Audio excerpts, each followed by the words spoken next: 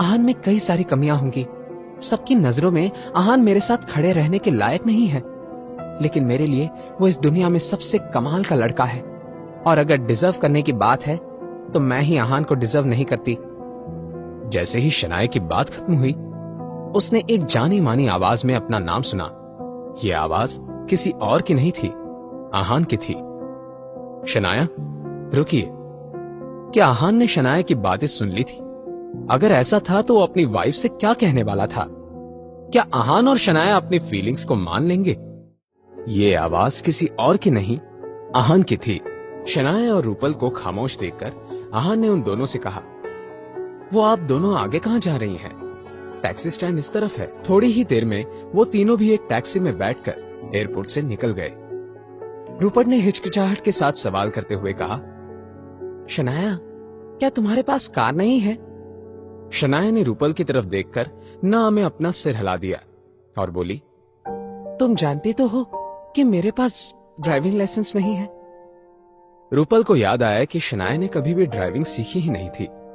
इस वक्त रूपल और शनाया टैक्सी की पीछे वाली सीट पर बैठे थे और आहान आगे वाली पैसेंजर सीट पर। आहान, तुम्हारा क्या तुम्हारे पास भी कोई कार नहीं है?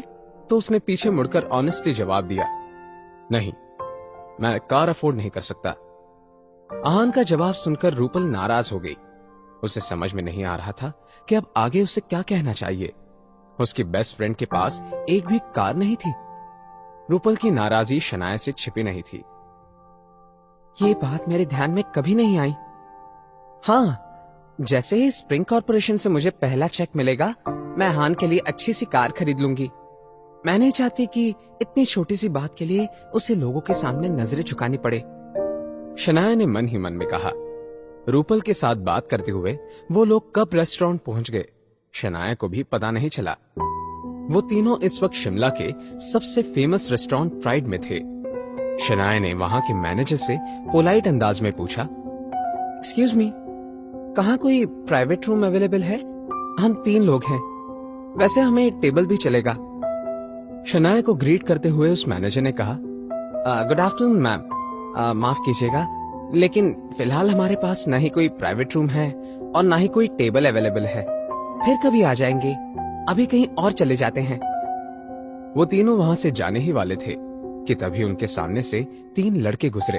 एकदम से रूपल की नजर उनमें से किसी एक लड़के पर पड़ी और रूपल ने उस लड़के को पुकारते हुए कहा, प्रेम।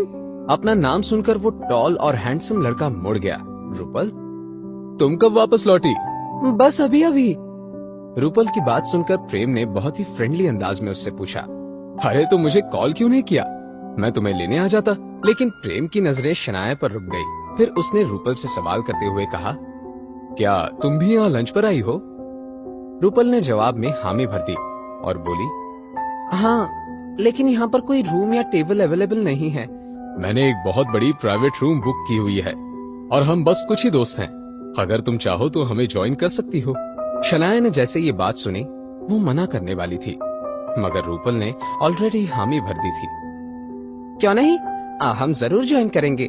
इसके बाद रूपल, शनाया और आहान के साथ प्रेम के दोस्त उनके प्राइवेट रूम में चले गए। अंदर जाते हुए प्रेम ने रूपल से सवाल करते हुए कहा, रूपल, ये दोनों तुम्हारे दोस्त हैं क्या? क्या हमें इंट्रोड्यूस नहीं करोगी? ये शनाया गिल है, मेरी best friend. Hello miss Shanaya, मैं प्रेम मल्होत्रा। मैं एम ग्रुप्स का सीईओ हूँ। ये प्राइड रेस्टोरेंट भी हमारे ही प्रोजेक्ट्स में से एक है। शनाया ने जवाब में बस पोलाइट अंदाज में हेलो कह दिया। ये राज बेदी है, मेरा बेस्ट फ्रेंड। और हाँ, राज हमारे शिमला के मेयर का बेटा है। और ये मेरा दोस्त पारस अग्रवाल। आज सबने ज्वेलरी ब्रांड के बारे में सुना होगा, जिन्होंने अभी अभी शिमला में अपने 3 स्टोर्स ओपन किए हैं। वो तीनों स्टोर्स पारस के ही हैं। शनाया ने सभी से मुस्कुराकर जान पहचान कर ली। प्रेम ने बाद में आहान की तरफ देखा। आहान को घूरते हुए प्रेम ने मन ही मन में कहा, पहले लॉबी में जब मैंने इस लड़के को देखा तो मुझे लगा कि यह जरूर शनाया का ड्राइवर या बॉडीगार्ड होगा, मगर शनाया तो जाकर उसके पास बैठ गई। पता नहीं ये लड़का कौन है। हाँ, पता करता हूं। कुछ सोचने के बाद प्रेम ने सवाल करते हुए कहा, ये भैया कौन है? मैं आहान। प्रेम ने मन ही मन में कहा, ओह, तो ये है आहान। इसके भी चर्चे कुछ कम नहीं है। प्रेम ने फिर अपने बाकी दोस्तों की तरफ देखा। वो भी समझ गए कि आहान कौन था, मगर फिर भी पारस अग्रवाल ने आहान से सवाल करते हुए कहा, आहान, क्या तुम मिस शनाया के हस्बैंड हो?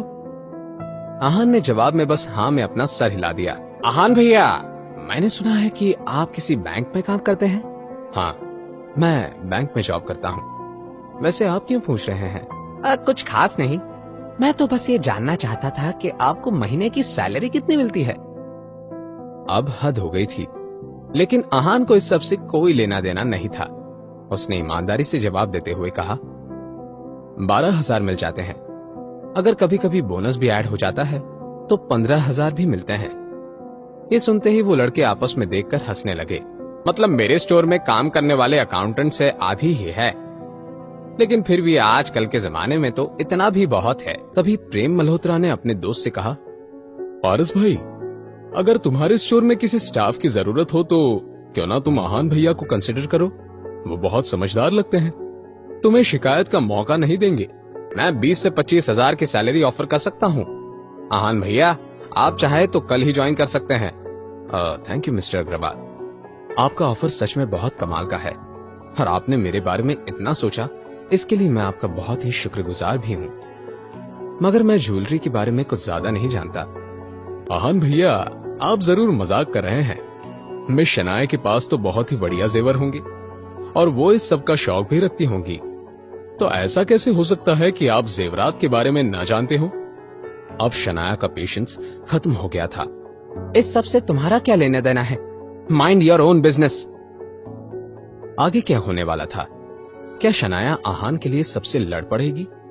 ये लंच आहान और शनाया के लिए कौन सी नई मुसीबत ले आएगा? जानने के लिए सुनते रहिए पॉकेट FM।